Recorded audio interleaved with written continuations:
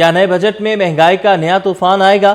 Tax بڑھانے کی بڑی تجویز، خدمات پر سیلز ٹیکس سے 10% کرنے کی سفارش، گاڑیوں کی انشورنس بھی مہنگی، ٹیکس سے 10% کرنے کی تجویز، ریسٹورنٹس بھی زد میں، ٹیکس چھوٹ کی حد 50 لاکھ تک محدود کرنے کی تجویز، رواں سال کم کیا ٹیکس دوبارہ بڑھانے کی تیاری، تنخواہوں میں 12% اضافہ، ساتھ ہی ٹیکس بوجھ بھی بڑھنے کا امکان، کم از کم اجرت 45,000 کرنے کی تجویز، مہنگائی کا دباؤ برقرار، بجٹ دستاویزات منظر عام پر آنے سے پہلے ہی گرما گرم بحث۔ عاجز جمالی ہمارے ساتھ موجود ہیں، ان سے تفصیلات لیں گے۔ عاجز بتائیے گا کہ کتنے ٹیکس بڑھائے جا رہے ہیں اور کتنی تنخواہ بڑھے گی؟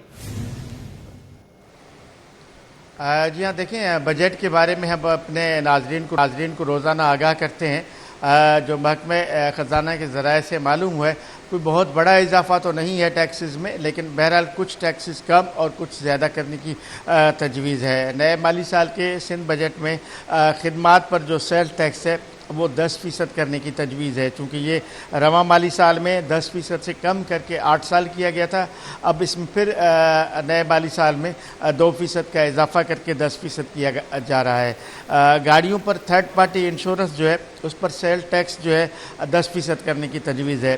یہ ٹیکس جو ہے رواں مالی سال میں 15% سے کم کر کے 5% کیا گیا تھا، تو اس میں پھر 5% کا اضافہ کر کے اس کو 10% کیا جا رہا ہے۔ جبکہ ریسٹورنٹس اور کیٹرنگ سروس پر جو ٹیکس ہے اس میں جو استثناء دی ہوئی ہے اس میں 50 لاکھ روپے سالانہ کرنے کی تجویز ہے نئے مالی سال کے بجٹ میں۔ جبکہ زرعی آمدنی ٹیکس پر کوئی اضافہ نہیں کیا جا رہا ہے اس سال، چونکہ زرعی آمدنی ٹیکس جو ہے وہ گزشتہ سال ہی نافذ ہوا تھا، تو اس میں کوئی اضافہ نہیں ہو رہا ہے۔ جبکہ جہاں تک بات ہے سرکاری ملازمین کی تنخواہوں کی، تو حکومت سندھ نے 10 سے 12% تک اضافے کی تجویز دی ہے، چونکہ میں نے پہلے بھی بتایا تھا کہ یہ وفاقی حکومت کی جانب سے تنخواہوں میں اضافے سے کافی ملتی جلتی صورتحال ہوتی ہے۔ وفاقی حکومت کے اعلان کے بعد اس میں کمی بیشی کا امکان ہوتا ہے، لیکن ابتدائی طور پر انہوں نے 10 سے 12% تک اضافہ کرنے کی تجویز دی ہے۔ اس وقت 40,000 روپے سندھ میں کم سے کم اجرت ہے، تو اس میں بھی 5,000 روپے اضافہ کرنے کی ماہانہ تجویز دی گئی ہے، اور کم سے کم اجرت جو ہے 45,000 روپے کرنے کی تجویز دی گئی ہے نئے مالی سال کے بجٹ میں۔ تو یہ صورتحال ہے۔ چونکہ بجٹ دستاویزات میں تبدیلیاں ہوتی رہتی ہیں جب تک بجٹ پیش نہیں ہوتا۔ البتہ یہ ابتدائی معلومات ہے جو محکمہ خزانہ سندھ سے موصول ہوئی ہے۔ جی عاجز جمالی، یہ بتائیے گا کہ جو تاجروں کی تجویز ہے، اور ہم دیکھ رہے ہیں کہ مختلف محکمے جو ہیں وہ اٹھ کھڑے ہوئے ہیں، ان کا کہنا ہے کہ ان کے اوپر جو عائد ڈیوٹیاں ہیں، ٹیکسز ہیں، ان کو کم کیا جائے، ختم کیا جائے، تو ایسا کوئی معاملہ نظر آ رہا ہے آنے والے بجٹ میں کہ جو ٹیکسز لگے ہوئے ہیں ان میں سے کچھ کٹ آف ہوں؟ جی دیکھیں، یہ جو میں جن ٹیکسز کی بات کر رہا ہوں ان کا براہ راست تاجروں سے تو کوئی تعلق نہیں ہے۔ ایک حد تک کیٹرنگ والا ٹیکس ہے وہ بھی اس کو بڑھایا نہیں جا رہا۔ البتہ یہ بات ضروری ہے کہ ان تاجروں کی تجاویز کا فیڈرل ٹیکس سے یا جو وفاقی بجٹ ہے اس سے بڑا تعلق ہے۔ اگر وفاقی بجٹ میں کسی ٹیکسز کی شرح میں کمی کی جاتی ہے تو آٹومیٹکلی وہ صوبے میں بھی کمی ہوگی، لیکن یہ جن ٹیکسز کا میں ذکر کر رہا ہوں وہ براہ راست وہ ٹیکسز ہیں جو صوبہ وصول کرتا ہے، یعنی خدمات پر جو سیل ٹیکس ہے وہ بھی صوبہ وصول کرتا ہے، یا جو گاڑیوں کی تھرڈ پارٹی انشورنس ٹیکس ہے یہ بھی صوبائی حکومت وصول کرتی ہے۔ یہ سیل ٹیکس کا وفاق سے کوئی تعلق نہیں ہے۔ اس طرح ریسٹورنٹس پر اور کیٹرنگ پر جو ٹیکس ہے یہ بھی صوبائی حکومت وصول کرتی ہے۔ تو صوبائی حکومت یا زرعی آمدنی ٹیکس ہے یا اور بھی اس کے علاوہ بھی کچھ ایسے ٹیکسز ہیں جو صوبائی حکومت وصول کرتی ہے جن میں اضافہ نہیں کیا جا رہا۔ میں نے صرف ان ٹیکسز کا ذکر کیا جن میں تھوڑا بہت اضافہ کیا جا رہا ہے۔ البتہ تاجروں کی تجاویز کا سندھ کے ٹیکسز سے تعلق نہیں ہے۔